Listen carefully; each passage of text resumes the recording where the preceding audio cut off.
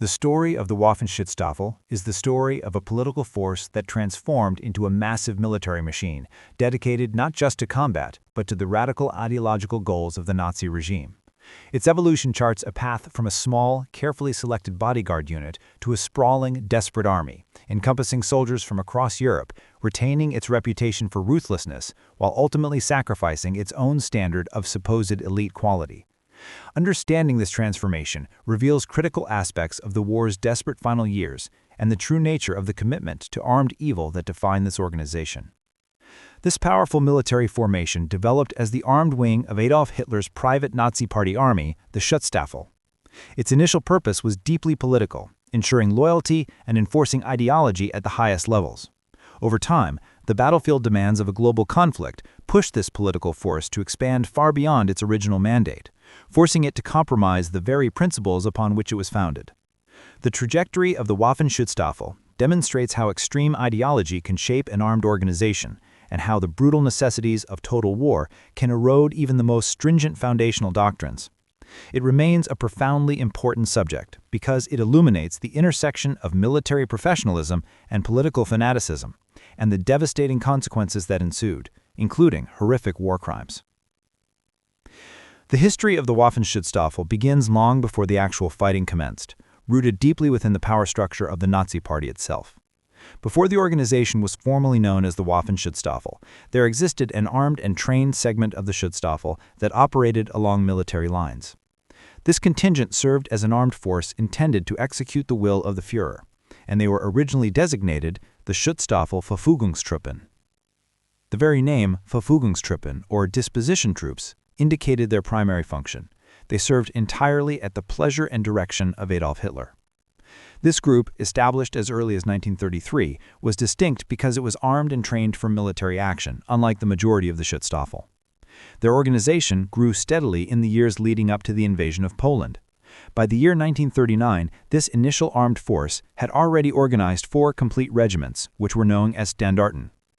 This early organizational framework provided the necessary foundation for the rapid expansion that would characterize the force once the war began. The troops of the Verfügungstruppen were not kept in reserve until the outbreak of fighting. They were integrated into key political and military maneuvers undertaken by Germany prior to the official start of the Second World War. The Verfügungstruppen participated directly in the occupation of Austria. Following this, they were also involved in the occupation of Czechoslovakia. Significantly, they conducted these operations side by side with the regular German army, known as the Heer. This participation demonstrated their initial integration and competency as a military-style force, even before major combat operations began. In the critical months immediately preceding the commencement of the war, the Verfügungstruppen underwent intensive military training. This preparation ensured that they were ready for immediate deployment and combat. They were organized into units specifically designed to take part in the impending Polish campaign. Crucially, the armed forces that were deployed included elements far more sinister than the regular Verfügungstruppen. Components of the Death's Head formations, known in German as the Totenkopf, also took to field as combat units. These Totenkopf formations had historically served as the guards for concentration camps. Their incorporation into combat units early on foreshadowed the deep connection between the Waffen-SS military role and the systematic atrocities of the Nazi state. Following the successful campaign in Poland, the organization continued its accelerated military development throughout the subsequent winter and spring. The regiments that had demonstrated their fighting ability in Poland were substantially expanded into larger formations known as brigades. These brigades were later upgraded further, becoming divisions. This newly formalized, purely military branch of the Schutzstaffel was initially given the name Bewaffnete Schutzstaffel, which translates simply to the Armed Schutzstaffel. This designation was later officially changed to the Waffen-SS. Several foundational units became the crucial core around which the later, much larger Waffen-SS was built. The regiment known as the Leibstandarte Adolf Hitler was one of these, and it eventually grew to become a division bearing the same name. Another key component was the Standarte Deutschland, which combined with the Austrian Standarte der Führer to form the Verfügungsdivision. A third regiment, called Langenmark, was subsequently added to this Verfügungsdivision, resulting in the creation of the division known as Das Reich. Finally, the Totenkopf units, drawn from the concentration camp guards, were organized into the Totenkopf Division. These three divisions, Leibstandarte Adolf Hitler, das Reich, and Totenkopf, formed the essential nucleus for the rapid and dramatic expansion of the Waffen-SS that followed. The fundamental concept behind the Waffen-SS was built upon two unwavering principles: strict racial selection and intense emphasis on political indoctrination. These factors were intended to create not merely soldiers, but ideologically committed fighters totally loyal to the Nazi cause. The original motivations for forming the Waffen-SS were both political and practical. Politically, it cemented the power of the Schutzstaffel. Practically, it allowed the Schutzstaffel to acquire officer material that would prove invaluable to the organization's political and military functions later on. As the war progressed and the need for manpower became critical, the Waffen-SS began to broaden its recruitment focus, though initially still within a narrow ideological constraint. In a significant step, the organization began actively recruiting what they defined as Nordic peoples. This led to the establishment of two new Standarten, Nordland and Westland, in 1940. These units were specifically created to incorporate these Germanic volunteers into the Schutzstaffel organization. These new Standarten were combined with the existing Standarte Germania to form one of the Waffen-SS most famous divisions, the Viking Division. This expansion beyond the borders of Germany marked the beginning of the Waffen-SS evolution into a transnational force. The demands of the war continued to intensify, driving further changes in the recruitment policies of the Waffen-SS. The organization subsequently formed native legions in many of the territories occupied by Germany. As the war escalated, these legions were gradually converted into larger military formations, eventually becoming brigades and full divisions. A major shift in the foundational policy of the Waffen-SS occurred as the tide of the war began to turn against Germany. Facing heavy losses and growing manpower needs, the strict principles of racial selection were necessarily relaxed. Between 1943 and 1944, the Schutzstaffel increasingly focused on recruiting all available manpower in the occupied territories. While the main recruitment efforts were directed toward incorporating racial Germans known as Volksdeutsche, a new method was devised to allow the recruitment of foreigners of practically all nationalities. This was done while attempting to retain at least some outward appearance of the original principle of Nordic superiority. Initially, the strategy involved spreading foreigners thinly among more ideologically trustworthy units. However, the sheer number of recruits soon made this approach insufficient to effectively integrate the mass of new personnel. Consequently, the Waffen-SS began forming entire divisions composed predominantly of foreigners. These foreign divisions were given a small sprinkling of regular Waffen-SS cadres to provide leadership and maintain political control. As the needs grew even more desperate, it eventually became necessary to complement the core officer corps of the Waffen-SS with foreigners as well. To manage the significant racial aspects of their increasingly diverse units, the Waffen-SS leadership developed a specific naming convention. This system allowed the organization to designate a unit as foreign by adding a specific addition to its name.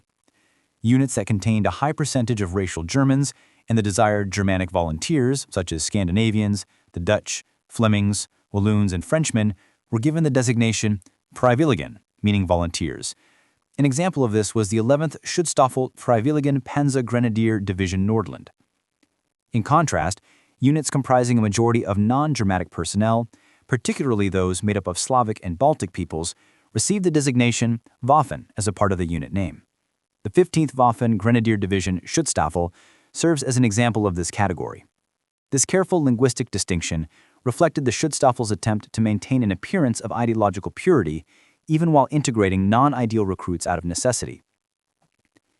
This massive organizational expansion, driven by the intense demands of the ongoing conflict, fundamentally altered the character of the Waffen-SS. It moved away from its original identity as an exclusive elite political formation.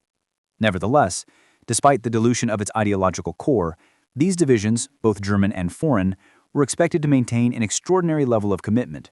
They were expected to fight relentlessly until the very bitter end. This ferocious loyalty was enforced not only through ideological propaganda, but also through psychological factors. Many individual soldiers in the Waffen-SS had been made to feel personally involved in war crimes. Propaganda further convinced the soldiers that their fate, whether they faced captivity or the aftermath of Germany's eventual defeat, would be significantly worse than the treatment received by soldiers from the regular armed forces. This atmosphere of shared guilt and existential fear served as a powerful coercive force, ensuring these troops would remain fanatically committed to the regime. Over the course of the war, the Waffen-SS developed into a huge military structure, eventually creating approximately 42 full divisions and 3 brigades. In addition to these large formations, they also organized a number of smaller, independent units. Among the divisions, 7 were designated as Panzer divisions. The rest of the formations included 12 Panzer Grenadier divisions, 6 mountain divisions, 11 Grenadier divisions, 4 cavalry divisions, and 1 police division. It is important to note that many of the divisions organized late in the war existed in name only and never managed to exceed the strength of a single regiment. The creation of divisions that lacked the necessary manpower reflected the increasing desperation and organizational chaos of the German war machine in its final years. The Panzer divisions of the Schutzstaffel represented the pinnacle of the organization's military power and ideological purity. These units were the purest in terms of German membership.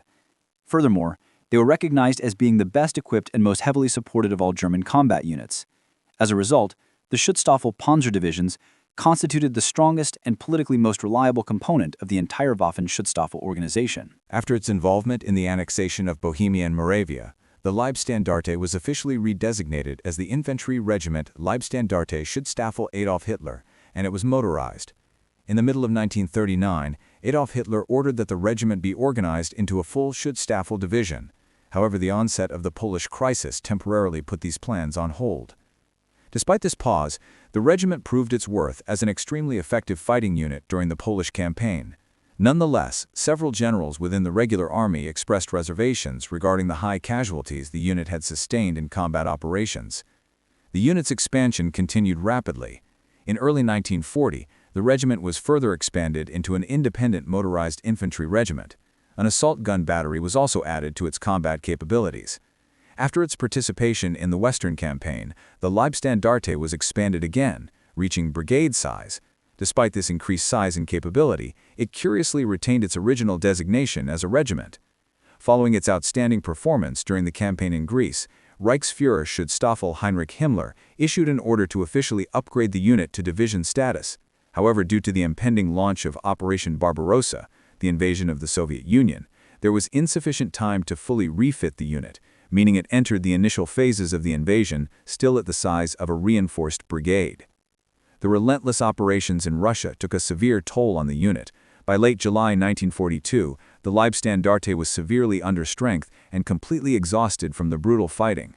Consequently, the unit was pulled out of the front line and transported to France for rebuilding and reorganization.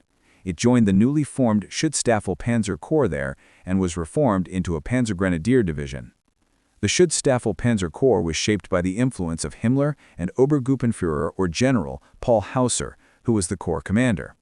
Through their efforts, the 4 primary Schutzstaffel Panzer Grenadier divisions, Leibstandarte Schutzstaffel Adolf Hitler, Wiking, das Reich, and Totenkopf, were organized differently from regular army units.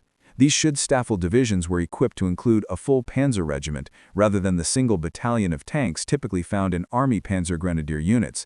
This meant that, in terms of tank complement, the Schutzstaffel Panzer Grenadier divisions were effectively full-strength panzer divisions. Following the capitulation of Italy, the Leibstandarte was engaged in significant counterinsurgency operations. It faced Italian partisans in several major engagements. While operating in Italy, the Leibstandarte underwent its final transformation, being reformed as a full panzer division. It was officially designated the 1st Schutzstaffel Panzer Division, Leibstandarte Schutzstaffel Adolf Hitler. The expansion efforts often necessitated looking outside of Germany for soldiers, particularly for the grenadier or infantry divisions of the Waffen-Schutzstaffel. Many of these divisions were primarily recruited from foreign territories. Examples include one division formed from French recruits. There were also 2 divisions organized in Latvia and 1 division in Estonia. A division was created consisting of Ukrainians, another was formed using Soviet prisoners, and one was made up of Italian fascists. The designation of the 29th Schutzstaffel Grenadier Division was used for two different units at different times. The first unit to hold this designation was composed of former Soviet prisoners in 1944, and the designation was later applied to the Italian fascist unit in 1945. All of these specific foreign divisions were established relatively late in the war, between 1943 and 1945. The involvement of foreigners in the Waffen-Schutzstaffel carried extremely high risks for the individuals involved, particularly those from the Eastern Front. Ukrainians, Latvians, Estonians, and Russian turncoats who decided to join the Schutzstaffel faced summary execution if they were taken prisoner by the Soviet forces. Furthermore, those foreign Waffen-Schutzstaffel prisoners who were found in the hands of the Western Allies after the end of the war were subsequently returned to the Soviet Union. There, they were destined to suffer the same tragic fate as their comrades captured directly by the Red Army. It is documented that Waffen-Schutzstaffel prisoners taken by the Red Army rarely survived their initial capture or the lengthy imprisonment within the Soviet Union's system. In addition to the infantry divisions, 6 Schutzstaffel mountain divisions were formed. These were largely composed of Volksdeutsche, which refers to racial Germans living outside of Germany. 3 of these mountain divisions were short-lived units and were composed of Balkan Muslims. Another mountain division, which never managed to surpass regimental strength, was formed from Italian fascists. The 12 Schutzstaffel Panzer Grenadier divisions also demonstrate the increasing reliance on non-German manpower. 11 of these 12 divisions were either created or assigned their designations between 1943 and 1945. 9 of these 11 divisions were formed using Volksdeutsche and other non-Germans, including Dutch, Wallons, Belgians, and Hungarians. However, similar to other late war formations, many of these divisions never managed to grow stronger than regimental strength. As the war progressed, the complexity and sheer scale of the Waffen-Schutzstaffel required the establishment of higher-level command structures.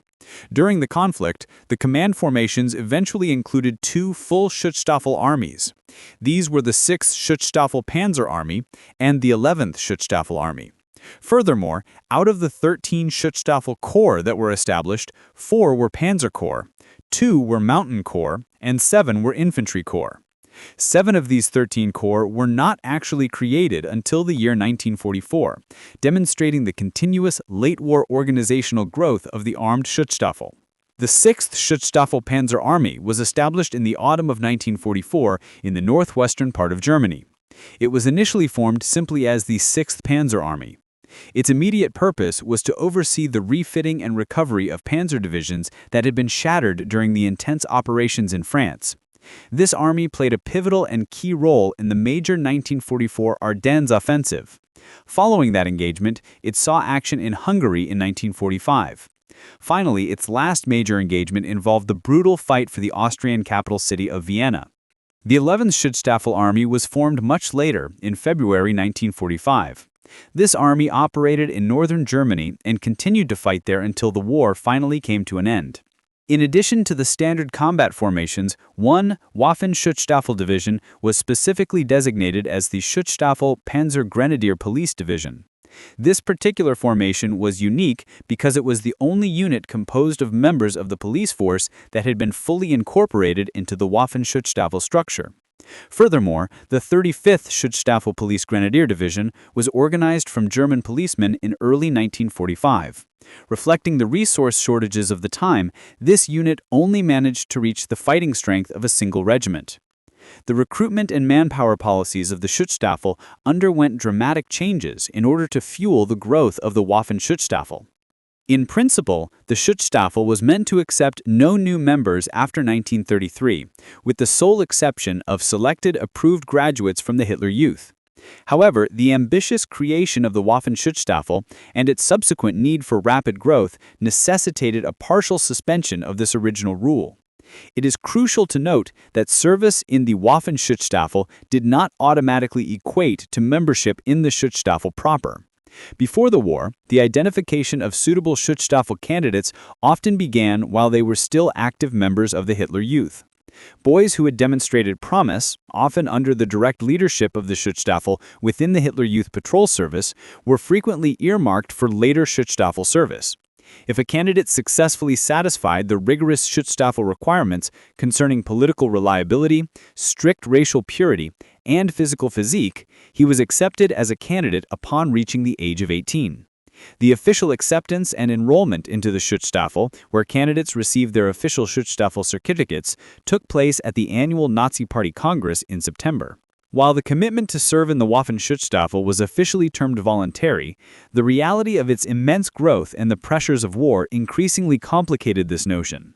The Waffen-Schutzstaffel initially asserted priority over all other branches of the German armed forces when it came to the selection of recruits. However, as the war continued and the rate of casualties increased dramatically, alongside the need to expand Waffen-Schutzstaffel field divisions, service eventually became compulsory for all existing members of the Schutzstaffel.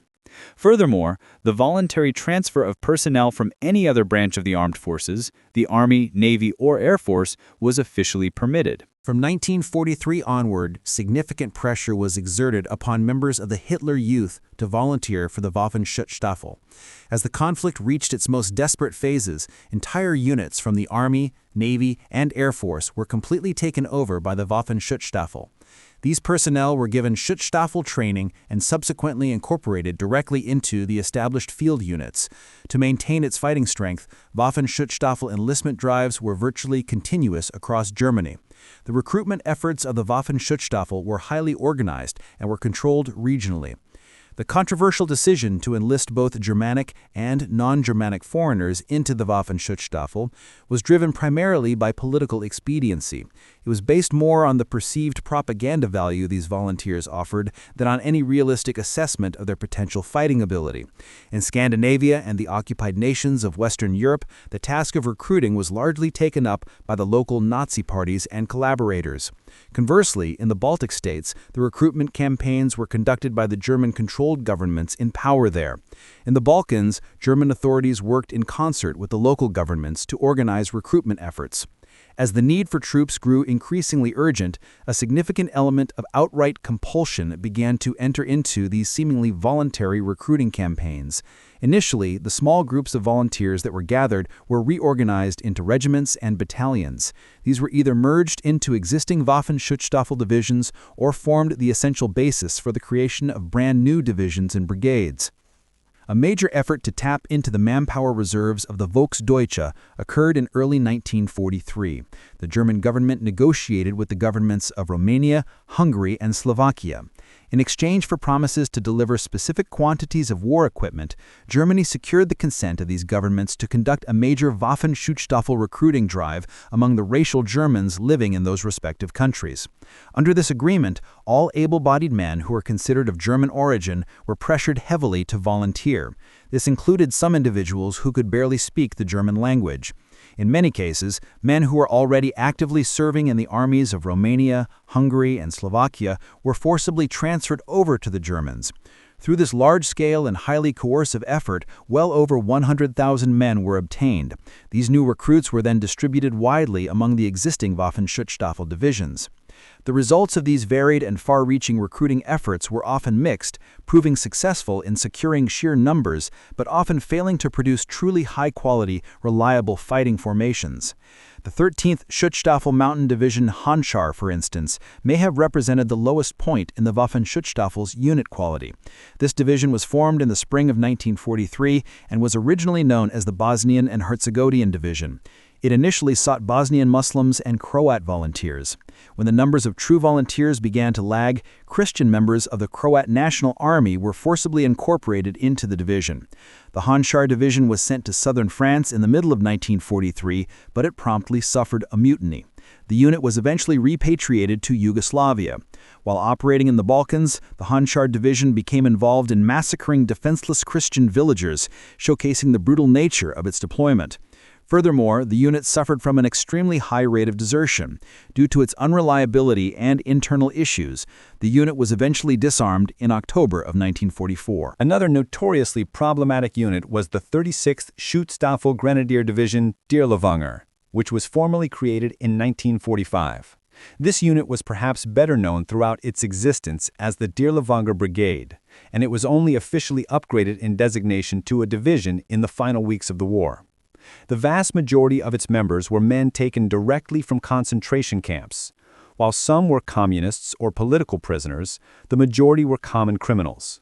The division ultimately accepted hardened career criminals as recruits, as well as Soviet and Ukrainian prisoners. It also absorbed members of the Wehrmacht, the regular armed forces, who had been convicted of lesser felony offenses. Eventually, the unit accepted all categories of German convicts. Its commander, Schutzstaffel Colonel Oskar Dirlewanger, was himself known as a brutal drunkard. Dirlewanger had previously been expelled from the Schutzstaffel organization for a morals offense. The brigade under his command was responsible for numerous horrific atrocities, particularly those committed against Russian partisans, Poles, and Jewish people. The German army itself regarded both the division and its commander as notoriously unreliable fighting forces. In terms of military operations, the Waffen-Schutzstaffel units were generally placed under the direct command of the regular German army. In the initial stages of the war, individual Schutzstaffel units were assigned to army groups as needed for specific operations, although efforts were made to assign them independent tasks whenever possible. Most operations required army cooperation. Significant emphasis was consistently placed on the propaganda value derived from their employment. Consequently, many spectacular missions were assigned to these elite Schutzstaffel troops, though the actual importance and difficulty of these tasks were frequently exaggerated for public consumption. On the crucial Eastern Front, these units found themselves involved in progressively more difficult and demanding combat assignments. As they gained reputations as elite forces capable of intense combat, divisions of the Waffen-Schutzstaffel began to exert a unique influence, sometimes controlling regular army units that were operating in their immediate vicinity. The natural next step in this progression was the establishment of Schutzstaffel Corps. These corps were placed under the control of the Oberkommando des Heeres, the Army High Command, and held command over various Schutzstaffel divisions and brigades. This military authority expanded rapidly. Soon, certain Schutzstaffel Corps were commanding only a small group of their own Schutzstaffel units, while holding command over a much larger number of regular army units. In the final phase of this process, some Schutzstaffel Corps ended up commanding army units exclusively. The political ascendancy of the Schutzstaffel reached a major turning point in the autumn of 1944 when the 6th Panzer Army was formed. For the very first time, a large number of units belonging to the regular German army were officially designated as part of a formal Schutzstaffel formation. The political power of Heinrich Himmler, the Reichsführer Schutzstaffel, theoretically ceased when the Waffen-Schutzstaffel units were placed under the subordination of the army for field operations. In reality, however, there was evidence suggesting that Himmler retained the right to approve any army deployment of Schutzstaffel troops. This political oversight led to friction at the highest levels of command. The temporary relief of Field Marshal Gerd von Rundstedt as the commander on the Western Front in 1944 was attributed, at least in part, to a conflict he had with Himmler regarding the specific deployment of Waffen-Schutzstaffel troops. The desperate need for manpower even compelled Himmler to compromise the very racial tenets that were meant to define the Schutzstaffel. As the Second World War continued its brutal course, Reichsführer Schutzstaffel Heinrich Himmler accepted the formation of non-Aryan units within the Waffen-Schutzstaffel. An example of this necessary compromise is documented in a photograph of Bosnians from the 13th Waffen-Schutzstaffel Mountain Division, the Handschar, taken in May 1944. Waffen-Schutzstaffel units saw deployment in every major German land campaign throughout the war, with only two exceptions. They were not deployed in North Africa, and they did not participate in the 1940 campaign in Norway. Beginning with the conquest of Poland, they played continuously significant roles for the entire duration of the conflict. At least two Schutzstaffel divisions participated in the Western Offensive against France and the Low Countries, as well as the Balkan operations conducted in 1940 and 1941. One Schutzstaffel division was engaged in Finland from the very beginning of the massive invasion of the Soviet Union, Operation Barbarossa. The number of Waffen-Schutzstaffel units fighting on the Eastern Front grew exponentially. The force expanded from just 5 divisions in 1942 to a substantial deployment of 4 corps and 13 divisions during the heavy fighting of 1944. Beyond the major Eastern and Western fronts, the Waffen-Schutzstaffel was also active in the Mediterranean theater. One Schutzstaffel brigade participated in the garrisoning of Corsica. This brigade was later committed to fighting in Italy as a full division. Another brigade provided crucial assistance in the occupation of Italy following the Italian fascist surrender in 1943. In 1944, a new division and an additional new brigade were added to the forces operating in the Italian theater. The fight against local resistance and partisan groups also became a significant operational sphere for the Waffen-Schutzstaffel. 2 Waffen-Schutzstaffel Corps and at least 7 divisions fought at various times against partisans in Yugoslavia. In Greece, 1 Schutzstaffel division formed an important and brutal component of the occupation forces. In the pivotal Western campaign that followed the Allied landings in France, 2 Waffen-Schutzstaffel Corps and at least 6 divisions were employed in the intense fighting in Normandy. They subsequently participated in the often desperate withdrawal from France that followed the Allied breakout. On the Western Front during the early part of 1945, 1 full Schutzstaffel army, at least 6 corps and up to 9 divisions were actively opposing the advancing Allied forces. Near the conclusion of the war, 9 Waffen-Schutzstaffel divisions and 2 brigades operated in Hungary. The extensive and continuous deployment across all major theaters underscores the force's essential, albeit often brutal role in the defense of the Third Reich. The power wielded by the Schutzstaffel over the regular army increased dramatically, particularly after July 1944. This shift reflected the High Command's growing desperation and loss of faith in traditional army loyalty. Individual members of the Waffen-Schutzstaffel were specifically attached to regular army units with the explicit goal of improving their political reliability and ensuring discipline. Waffen-Schutzstaffel units were frequently utilized to prevent instances of mass desertion or unauthorized withdrawals by less disciplined forces. Furthermore, Waffen-Schutzstaffel personnel formed the crucial core of the hastily assembled Volksgrenadier units.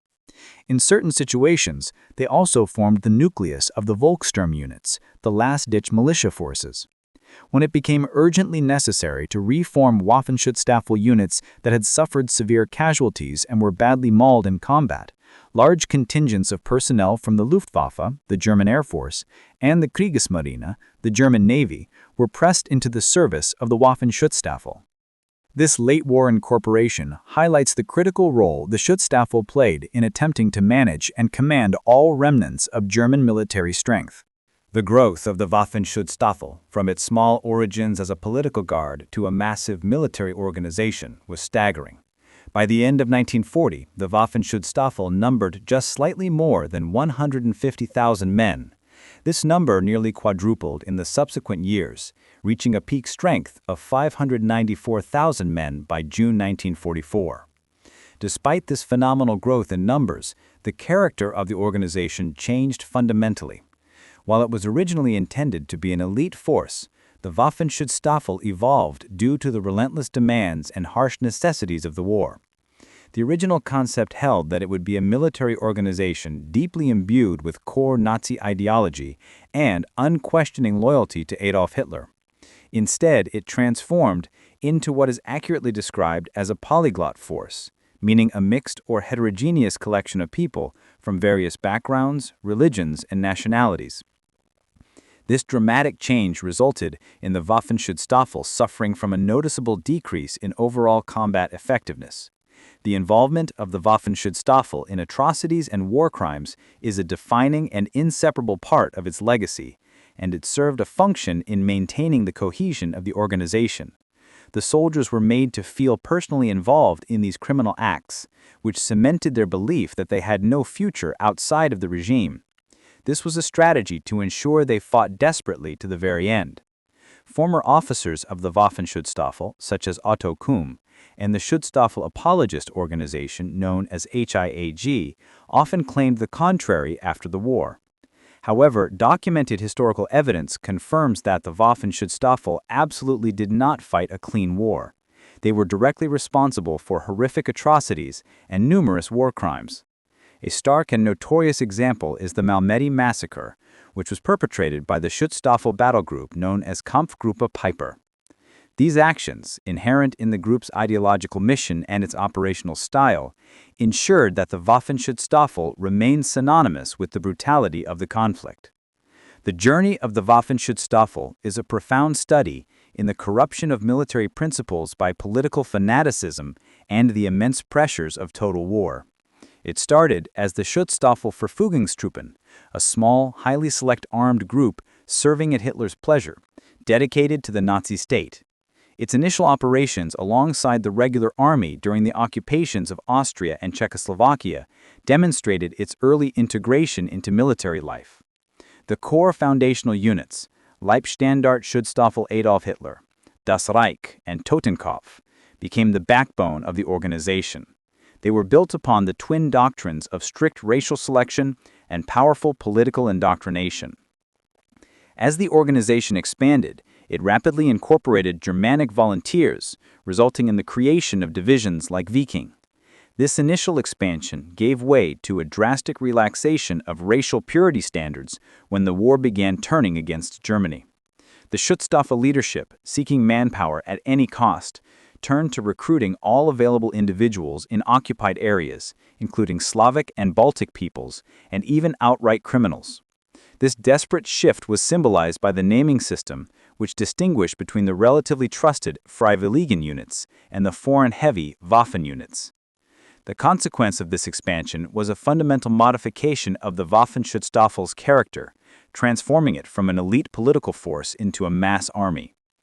Yet even in its diluted state, its soldiers were bound by the expectation of fighting to the bitter end, a commitment reinforced by involvement in war crimes and pervasive propaganda about their fate if captured. The organization's sheer scale eventually included 2 armies and 13 corps formations, many created in the final chaotic years of the war. The increasing political power of the Schutzstaffel was evidenced by its operational authority over regular army units, culminating in the creation of the 6th Schutzstaffel Panzer Army, which commanded a significant portion of the German army. This growing influence, however, did not mask the organizational decay, as seen in the unreliability and atrocious behavior of divisions like Handschar and Der Levanger, which were often worse than regular forces. The ultimate fate of the foreign recruits from the East, execution by the Soviets or rendition by the Western Allies, underscores the betrayal inherent in the Schutzstaffel's promise of partnership. By 1944, the Waffenschutzstaffel had swelled to nearly 600,000 men. But this impressive numerical growth came at the expense of its founding principles, creating a polyglot force of decreasing combat effectiveness. In summation, the Waffenschutzstaffel represents one of the most chilling examples of a modern military force forged entirely by political dogma. Its history is a testament to the destructive power of combining extreme ideology with unrestricted armed capability. Its story is not just about military campaigns, but about the calculated use of terror and the creation of an organization that, from its origins in the Führer's immediate circle to its final desperate battles, was inextricably linked to the worst atrocities of the conflict. The enduring takeaway remains the profound danger inherent when military power is placed completely outside the bounds of law and morality, dedicated instead solely to the service of armed evil.